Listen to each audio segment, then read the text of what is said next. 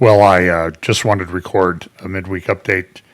Again, we'll talk about giving it away. I'm going to just talk about a few subjects, talk a little bit about China, talk about the Israel maritime gas deal that was signed today, talk about Iranian drones, and answer a little bit of a question about how the land has been divided up since the San Remo conference just about 100 years ago.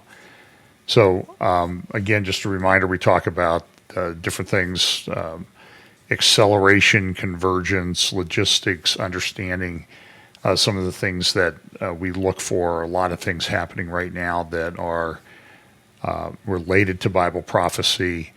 Again, this is one of those things we've talked a lot about, the fact that people are going to have understanding as we get closer to the end times. And so we look at a lot of different passages. For example, here's Psalm 83. So let me just dive right into this. This one is pre-recorded, so there won't be an opportunity for questions. I will do one live one here coming up where we will take questions. Again, my apologies for the technical difficulties that we've had. There seems to be incompatibility or a problem with trying to do high graphic content slides like I like to use, and StreamYard, which I've been using. So I'm looking at some different alternatives. So to the extent that I do a midweek update and record it from home, I'm going to probably pre-record it and then edit it a little bit and upload it. So let me just reiterate a little bit of what I said about China the other day. Of course, there was a big and the China thing I would put into the category of wars, rumors of wars.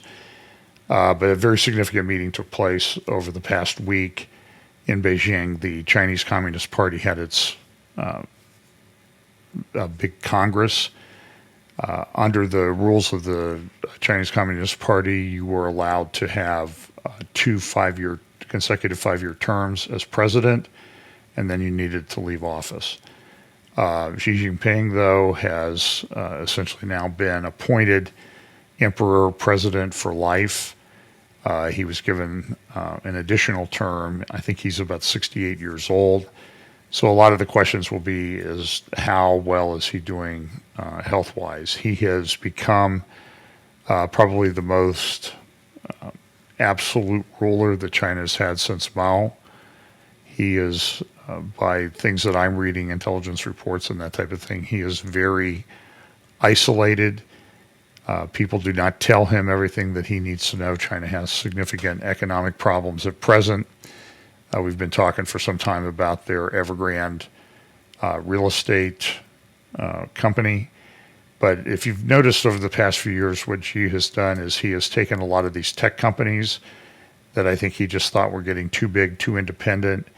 And the people that have been running these companies like Jack Ma at Alibaba and others have really were, big stars in the tech world stage. They've sort of disappeared. And I think this is a pretty significant thing that's happened. Now, the other thing that happened at the Congress was that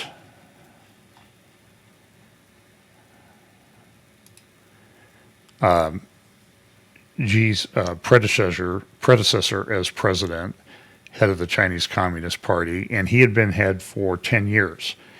And during the meeting, there was this, he was getting ready to deliver some remarks. There was word that he was going to be rather negative or say some negative things about Xi.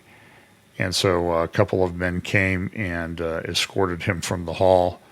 Of course, he was sitting right next to Xi, and it's kind of interesting to watch the reaction of everybody there as they're kind of not looking at him. It's clear that he does not want to go. They've come out with this story later that he wasn't feeling well or something like that. And you can see that Xi is just sort of giving him the cold shoulder, and as he's led out of the hall, he will try to reach over to President Xi and make a bit of an appeal to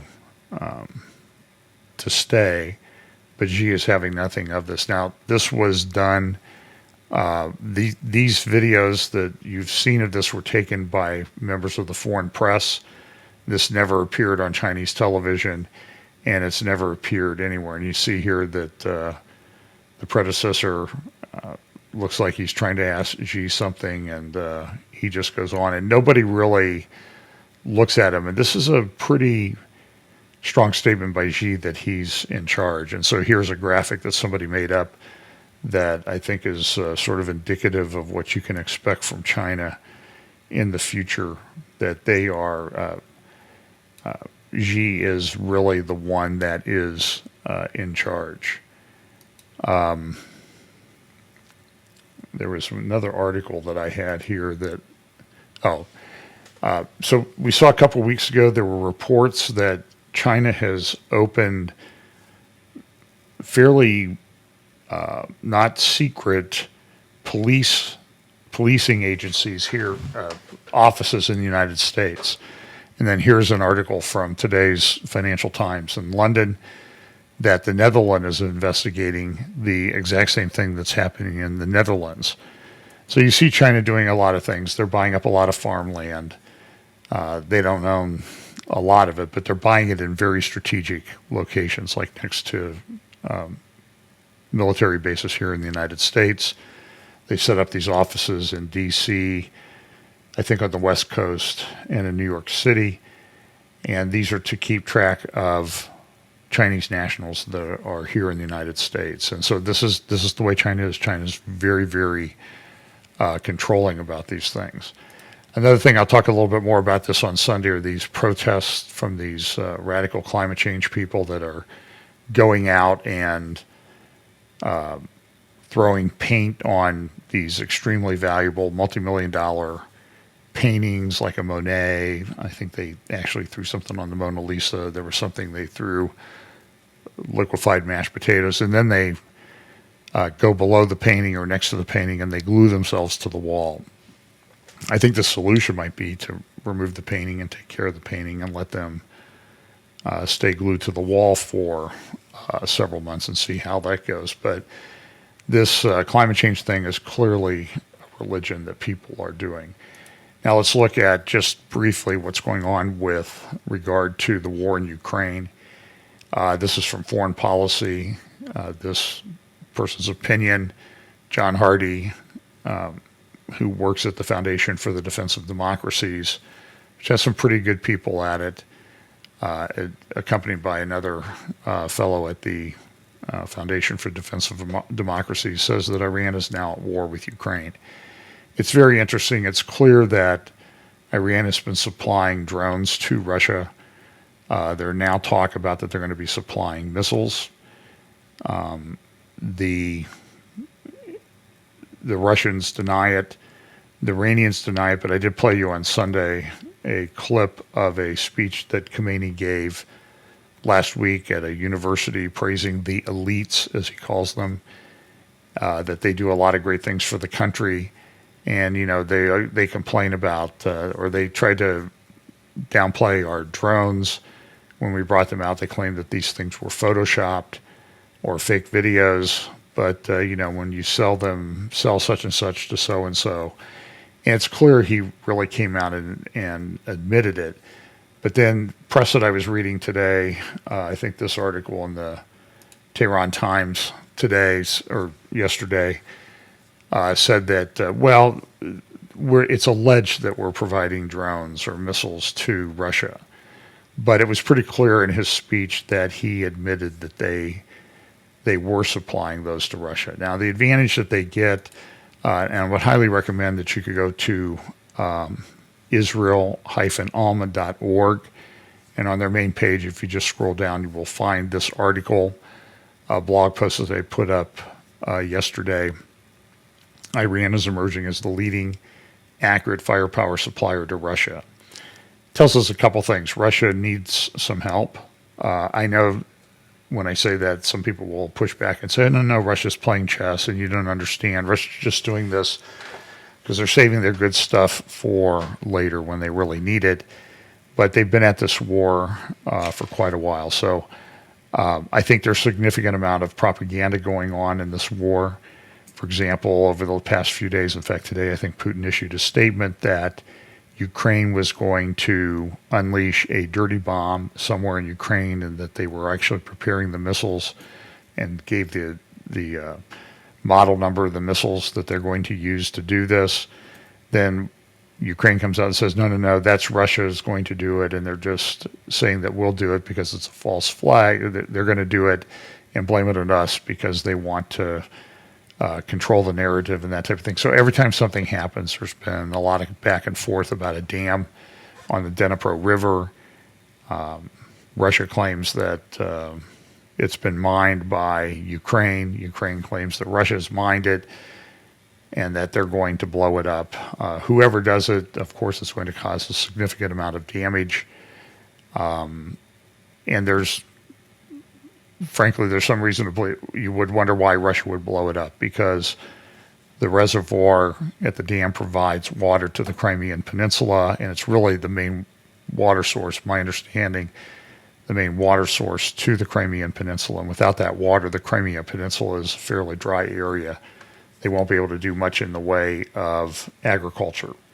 At least the yields will drop significantly. Now, they've had pretty good crops there over the past few years, but part of that is because they've been getting water from Ukraine.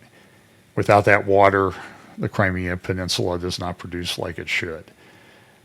So again, this is just this back and forth of this war with there's propaganda on every side of this. Another report that came out, this was in the Jewish News Syndicate yesterday, about that a large shipment of Iranian drones had reached the Iranian Revolutionary Guard Corps in Syria.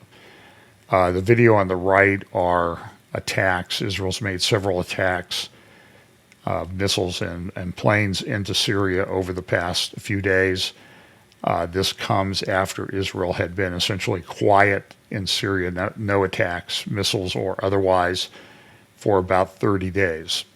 But now for the past few days, they've been attacking some locations around Damascus, some plants.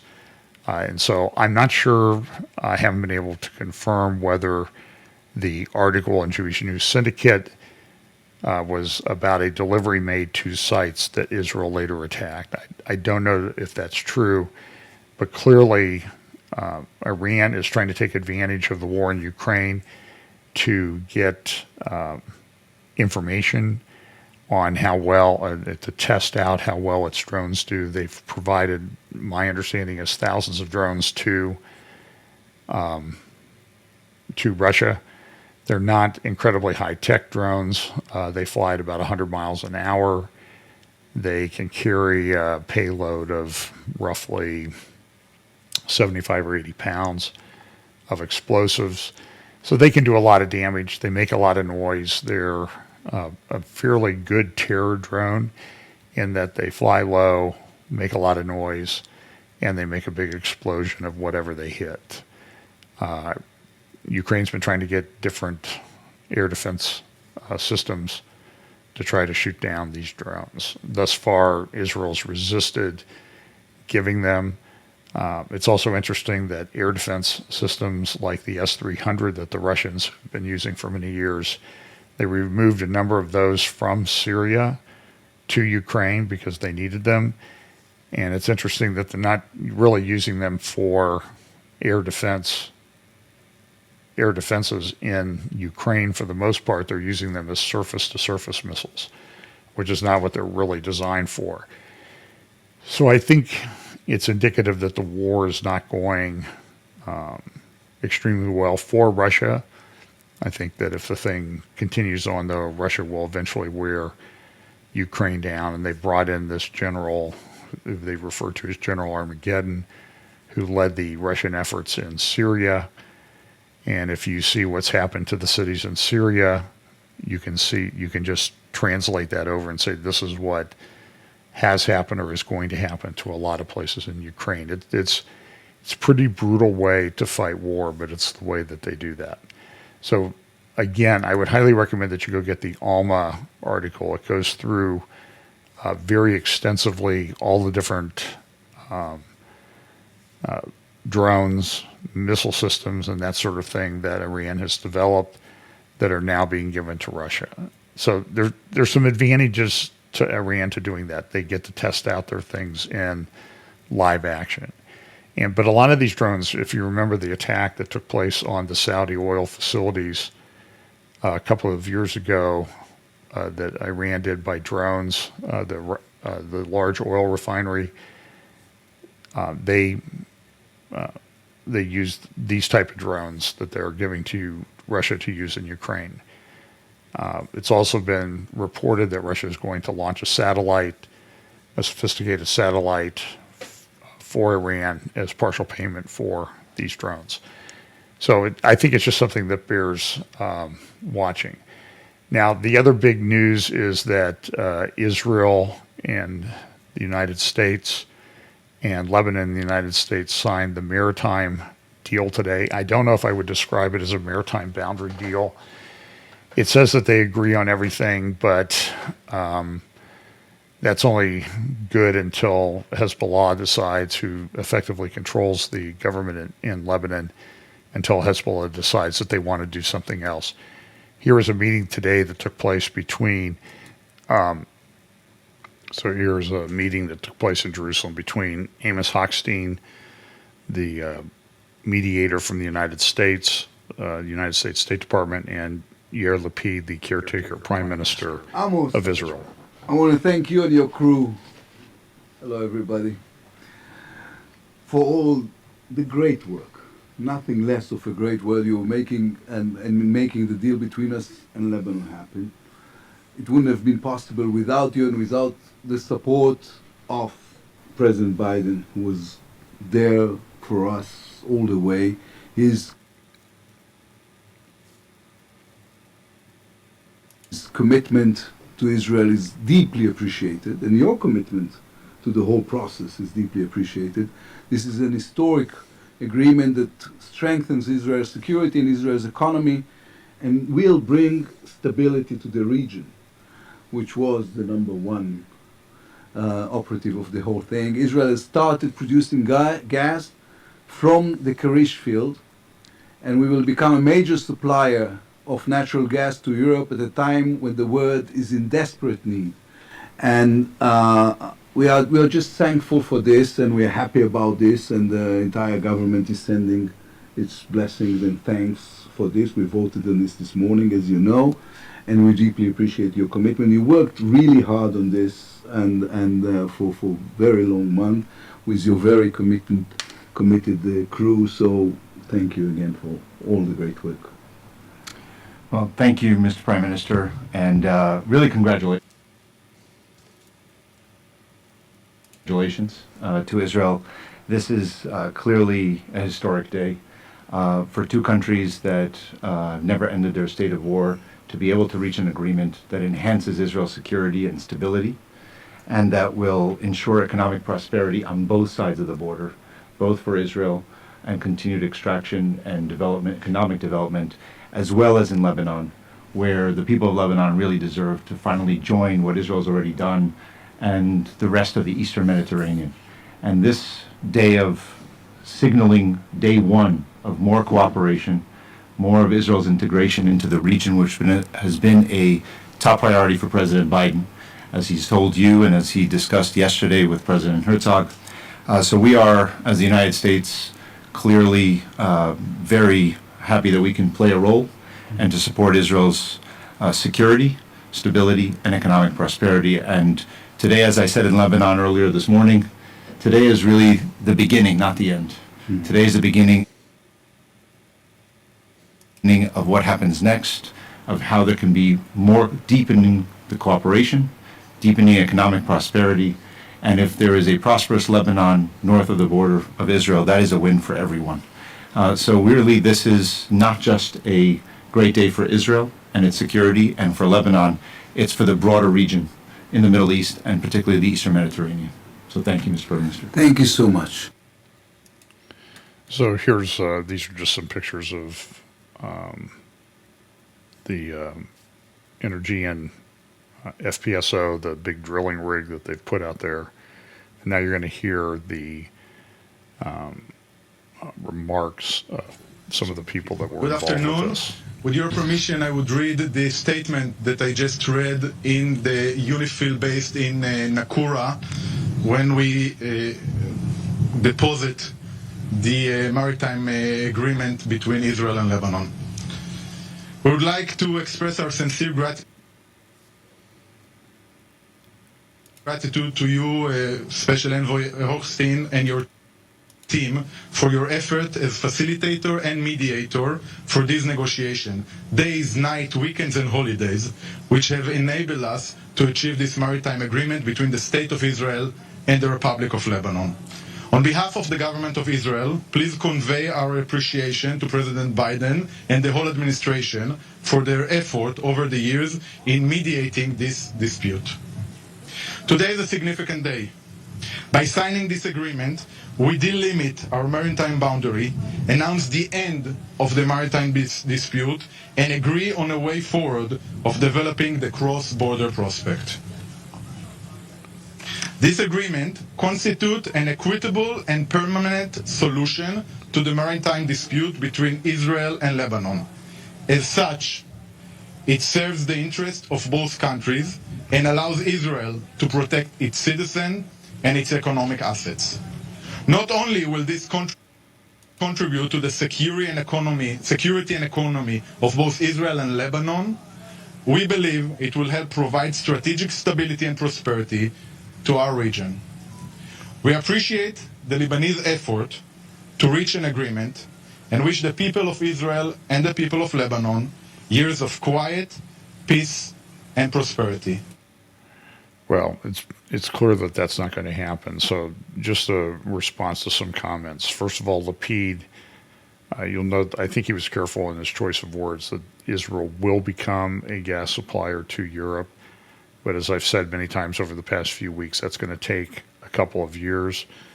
There's a lack of liquefied natural gas carriers. There's a couple hundred being manufactured worldwide over the next few years, but they're pretty much all already booked up. In addition, there's not sufficient liquefied natural gas facilities in Europe. I think I had a article from the Financial Times stating that the liquefied natural gas tankers are backing up in Europe because they can't unload. There was also some implication in the statements by Lapid and the Israeli representative and Amos Hochstein from the United States that there was going to be some sort of normalization that was going to take place between Israel and Lebanon. I think that's a pipe dream, for lack of a better term. I just don't see that that's going to happen.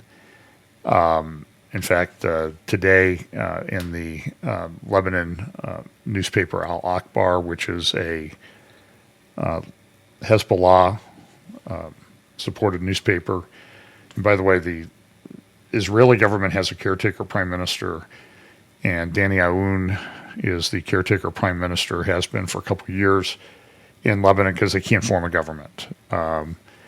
As a result, Hezbollah continues to exercise effective control over the government of Lebanon. You remember that explosion they had 2 years ago. Nothing's been done to fix that. In fact, that part of that, those silos, which was effectively the grain storage for all of Lebanon, those have collapsed over the past couple of months, and nothing's been done. And Aoun, I believe his last day in office as caretaker prime minister is today. So it's governments are making these agreements at a time when, for example, in Israel, they're facing elections in 5 days.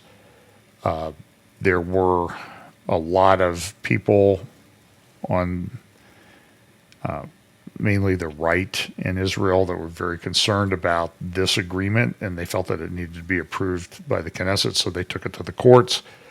And the court said, no, you don't need Knesset approval. This caretaker government can do this. And so a lot of this was done. I don't care what anybody says, this was done to pump up people's campaigns for the elections that are taking place in 5 days.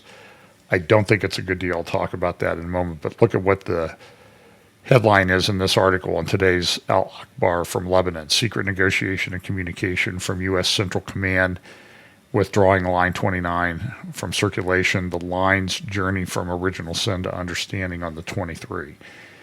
And that's exactly what happened. Israel got essentially nothing that they had claimed over the years, even the compromise that was proposed by an American State Department gentleman named Hoff a number of years ago. All of that was rejected. I don't think there's been set coordinates on the maritime boundary, and I think it's something that, while everybody says, oh, this is going to work into the future, I think that's a bunch of nice nonsense. So here's what that said. And it's interesting if you look at what, well, the interesting part is the opening of this article, which says the journey of 16 years of futility ends today with the signing of an understanding demarcation of the maritime borders between Lebanon and occupied Palestine. So there's no agreement directly between Lebanon and Israel. If anybody says that, that's just not true. The agreements were between Israel and the United States and Lebanon and the United States, which is acting as a go-between, because Lebanon is not recognizing Israel. In fact, I mean, this is every time you read an article about this dispute or over the past few years, I mean, this has been going on for 11 or 12 years, it never mentions Israel.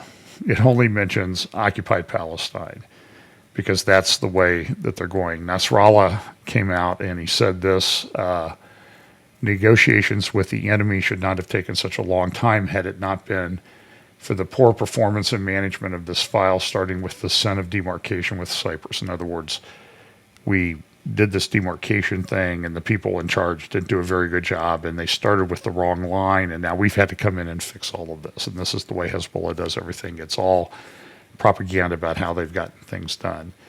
And the political strife that delayed exploration and exploration in the Lebanese Sea, which gave Israel precedence, passing through presidential ambitions and a willingness to give up rights and accept the line of peace. So this is a picture of the border area. This is looking from Israel towards Lebanon, from south to north. So area, there's a village here called Rosh Hanakra. This is a abandoned rail tunnel that used to run between Israel and Lebanon. It's closed off. You can go there and walk through the tunnel and everything, and there's the cable car and that sort of thing. It's a very pretty area. There's some sea grottos there, which are quite pretty.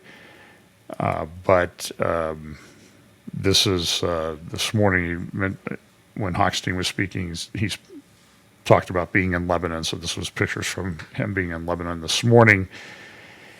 And then Nasrallah came out with his statement. Hezbollah Secretary General Nasrallah said this: "We have reached the final result of the maritime border demarcation file, stressing that what happened from the beginning to the end is a very big victory for Lebanon, for the state, for the people, and for the resistance. And what happened has very important implications and very important results." And then he also comes out, he stressed that what is happening, even in the form, confirms that, and some of this is the translation's a little bit awkward. He stressed that what is happening, even in the form, confirms that the talk about normalization is baseless. Nasrallah said that the negotiations on the demarcation file were all indirect. In other words, they weren't directly between Lebanon and Israel. There was Amos Hochstein, and the United States was in the middle of those.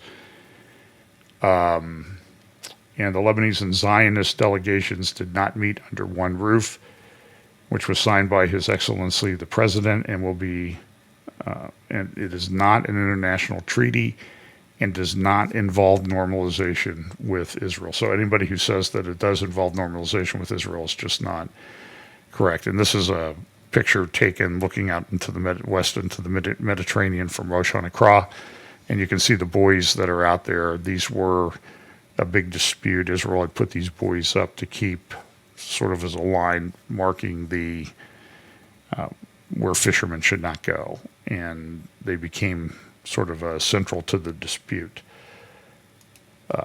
I don't really think there's been a definitive thing. Tony Badrin, who also works with the Foundation for Defense of Democracies, has a good article in the Tablet a couple weeks ago. Yeah, boy, and he's very negative on the deal. Very intelligent guy, knows a lot about the ins and outs of the relationship between Israel and Lebanon and Israel and Iran. Probably a guy you might want to follow. And as he said, Yair Lapid trades Mediterranean gas fields claimed by Israel to Hezbollah in exchange for a line of rusting buoys. And I think he's correct. Also, Michael Duran, who is the director of the Hudson Center for Peace and Security in the Middle East, said this: 7 myths about the historic Israel-Lebanon maritime border agreement. And here they are. Myth 1, the agreement will make Lebanon less dependent on Iran. The reality is, this is all statements of Michael Duran, Lebanon is famously corrupt and controlled by Hezbollah, which in turn is controlled by Iran. Myth 2, Israel needs this agreement to proceed with the exploitation of the Karish field. In reality, Energean, the company that Israel contracted to develop the Karish gas field, began its work when it looked as if there would never be a deal with Lebanon, and it continued to work when Hezbollah threatened war. In other words, this agreement didn't make any difference as to what had been going on the ground. Myth 3, the deal is a major defeat for Hezbollah and Iran. The reality is, Nasrallah and Iranian Supreme Leader Ali Khamenei have every right to celebrate this agreement as a major victory, a capitulation by both the U.S. and Israel. Myth 4, this agreement will help alleviate the European energy crisis. The reality is that the agreement will have no impact on Europe whatsoever. As I've noted a number of times, everybody says this, but nobody does the math, nobody does the logistics, nobody looks into whether Israel's actually going to be getting gas to Europe anytime soon. It's just, it might be a little bit, but it's not going to be anywhere near, it's not even 1/100th of what they're losing from Russia over the course of a year. Myth 5, the deal advances Arab-Israeli peace. Michael Duran says the deal advances nothing. I think this is accurate. Myth 6, the deal promotes peace by making Israel and Lebanon Hezbollah economic partners. Michael Duran says, in no universe is making Hezbollah a partner of Israel a good thing. Lebanon is a terrorist organization, one of the worst terrorist organizations on the planet. And it is very troubling to a lot of people that Israel entered into this agreement, negotiated it under threats from Hezbollah. That will not help out. Myth 7, this deal will dramatically reduce tensions between Israel and Lebanon by removing a major irritant in relations. And the reality is, according to Michael Duran, the removal of this or that grievance of Hezbollah today will do nothing to prevent the fabrication of new grievances tomorrow. This is the way the Iranians negotiate. This is the way Hezbollah negotiates. You never really reach an agreement until you completely surrender. Everything else is a continual negotiation. I think the bigger point is this. We know that there are these prophecies that talk about dividing up the land. The division of the land is a central focus of a lot of the end-time prophecies in Joel and elsewhere. God brings them down into judgment to execute judgment on them because they have divided my land. It's, again, a central focus of the end times. And so what my takeaway from this is that this indicates that there's a significant amount of people in Israel that want to give up land in exchange for peace. This started a General Avivi, Brigadier General Amir Avivi of the Israeli Defense and Security Forum, who I interviewed with Tom Hughes a few weeks ago. His organization is being severely attacked because they have criticized this deal. If you want to go to idsf.co.il and support them, I'm sure that they would appreciate it. General Avivi called this agreement and the way it was done, the road to Oslo 2. And so that's, I think, a very legitimate concern. So Here is again, this was Oslo, September 13th, 1993, on the lawn of the White House in front of 3,000 witnesses. I remember this is the famous handshake between Yasser Arafat on the right and Yitzhak Rabin on the left, the Israeli prime minister who was later assassinated. I think Rabin, from what I've read in recent years, he had significant reservations about this deal. But somebody asked a question. Let me just go through this very, very quickly. I'll try to do this more in a standalone presentation at some point. Somebody asked a question about, well, how has the land been divided up? Because I remember I was talking about the two-state solution. So in 1920 in San Remo, Italy, there was a conference of the League of Nations. I don't believe the United States participated in it, but here on the left you see some. You see someone from Japan. You see George from the UK, from England, and they met and they entered into. They have minutes of the meeting. You can find those online. April 24th, 1920, and essentially they said, we're going to divide this land. We're going to make a Jewish state of Israel, and we're also going to make a state for the Arabs. They weren't really called Palestinians at that time. And here's what the map looked like. This was, the League of Nations approved this. It's been the only time that the international community has actually approved a division of the land of that area. A Arab state in the dark brown called Transjordan, and then the state of Israel. So everything east of the Jordan was the Arab state. Everything west of the Jordan and the Dead Sea was going to be the Jewish state of Israel. Now, they knew they were going to have Arabs living within that land. But it's interesting. Here's a map that this came from a Jewish organization showing the land in Jewish possession as of 1930. In other words, this was land actually owned by Jews in Israel. By 1944, they had acquired a significant amount more. And this is how the Arabs view it as of about 1947. So this is the Jewish view of who owned what, and then this is the Arab view in 1947. This is what the green area is, what the Palestinians, the Arabs, claim they owned. I don't think that's accurate, but you need to factor this in because there's a lot of when Arab leaders and Erdogan go to the UN, they always have these maps and they show the incredible shrinking Palestine. That's what they call them. But I don't think that these maps are accurately reflective of sovereignty and land ownership and that sort of thing. So you have to keep that in mind. These maps are made up to make a point. And these maps I'm going to show you came from a Palestinian website. So this is what happened. This is the land ownership. This was the 1947 division of the land. They then had a war of independence, and it ended up looking like this.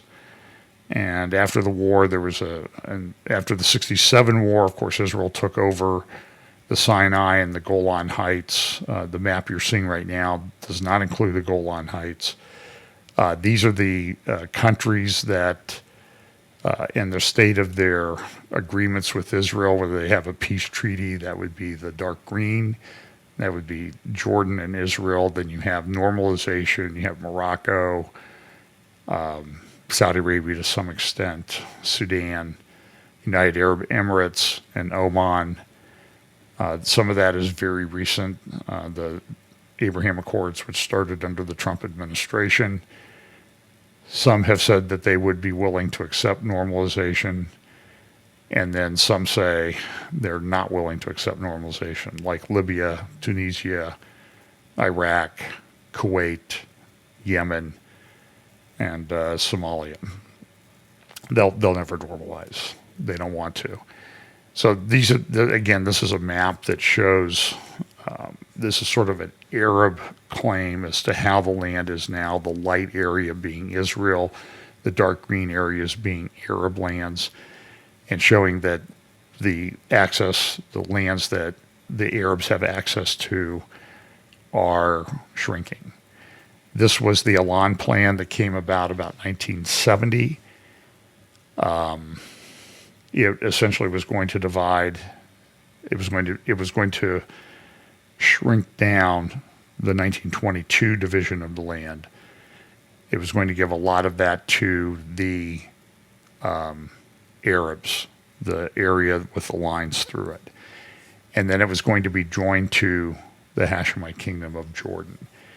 And there were a lot of people that talked about that. The problem was that the land did not, you can see here the aquifer in dark green. That aquifer would have been within the Arab area. That would have been water suicide for Israel. Here is the, so that was the Elan plan. That plan also was sort of adopted in the London Agreement of 1987, which was pushed by Margaret Thatcher and the guy now known as King Charles III of England. And it never really went anywhere, and Hussein got upset with it and said, I don't want anything to do with the West Bank. That was about 1987, 88. It's interesting that has resurfaced under this soft Saudi proposal that they floated out there called the Hashemite Kingdom of Palestine. And if you look at the Elan plan, which you see on the left here, and then the Trump plan, you'll see that there's a very close correlation between what Trump proposed and the Elan plan. So here's the Elan plan. Here is the Trump plan. And here's the Elan plan. So it's interesting that now the Trump plan didn't include the Jordan component. King Abdullah has sort of followed his father and says he doesn't want anything to do with what is known as the West Bank, Judea and Samaria. But I don't know. His wife is Palestinian, and Palestinians make up about 80% of Jordan in some of the last census, one of the last census that was done. So I don't know. So this is what you see. This is how this is a evaluation of the incredible shrinking state of Palestine, because it never was a state of Palestine. This was done by a Jewish organization. I think it's very good. It says Palestine Arab political control, 1946, nothing. 1947, nothing. 1967, nothing. And why was that? Because after 1947 and the War of Independence in 1948 and 49, all of the land that we now today call the West Bank was controlled by the Kingdom of Jordan. And then they lost control of it in the 1967 war. And then there was some other agreements in 1995 and 2007. So it's not really accurate when you see these maps that say the incredible shrinking state of Palestine, because it's never really been accepted. So I'm going to stop this here. So I'll do more details on this in the future, but it's very interesting that this division of the land, which we know is a component of the end times, this is front and center today because of Israel, in my view, in the view of many, many, many, many people in Israel, giving away land for essentially nothing. The false promise of peace. So anyway, talk more about this Sunday. I'm going to give you an update on NEOM. There's a big conference going on in Riyadh, Saudi Arabia this week. The Financial Investment Initiative Institute, FII Institute. That meeting concludes today in Riyadh, but we'll have some quotes from that. All the elites of the world came. It's essentially the Saudi version of Davos and the World Economic Forum. So anyway, thanks for listening, and we'll talk to you later.